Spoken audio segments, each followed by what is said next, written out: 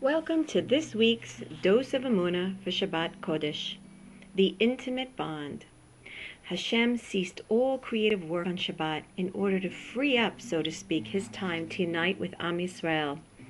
He wishes to connect with Klal Yisrael in perfect union and asks that we do the same as he did. Stop our creative activity with the intention to cleave to him. We must leave all of our unfinished business on Erev Shabbat and make time to fortify our relationship with him. According to the rational thinking of this world, it does appear almost illogical that one closes his business and doesn't work on the extra day of Shabbat, and that he's probably going to suffer some monetary loss if he does that.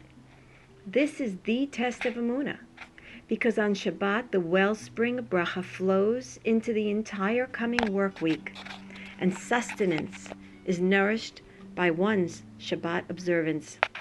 The interruption of mundane thoughts and activities serves as another purpose as well, a heightened awareness of the Borei Olam's presence in our lives. Our spiritual sensitivity levels become intensified, often without us even being aware of it. So some may wonder, why is there such a harsh punishment for Gentiles who observe all the laws of Shabbat? Why is it that they're not allowed to participate? The beautiful reason is that on Shabbat Hashem partakes of his quote-unquote time, as it were, and wishes to spend it alone with his beloved children. The Talmud likens it to an intruder who interferes when not invited to join in on a family gathering. This is reserved quality time only for Klal Yisrael. Let this serve as a reminder on how important it is to the Borei Olam that we wash ourselves of all the mundane connection and return to the beautiful, warm embrace of Tati. The Talmud teaches us the special treasure that Hashem spoke to us as a reward to Bnei Israel for keeping Shabbat is reserved for the world to come.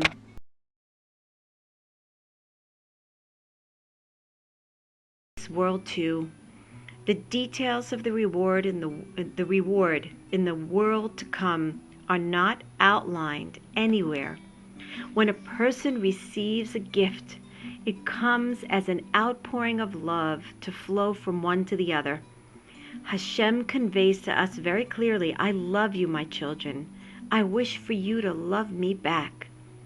When we meditate on this message, how can we not? The knowledge of knowing that Hashem loves us infinitely should compel within us an outburst of love towards him. We learn of this teaching in the Shema when we read the words to love Hashem with all your heart, with all of your soul, and with all your might.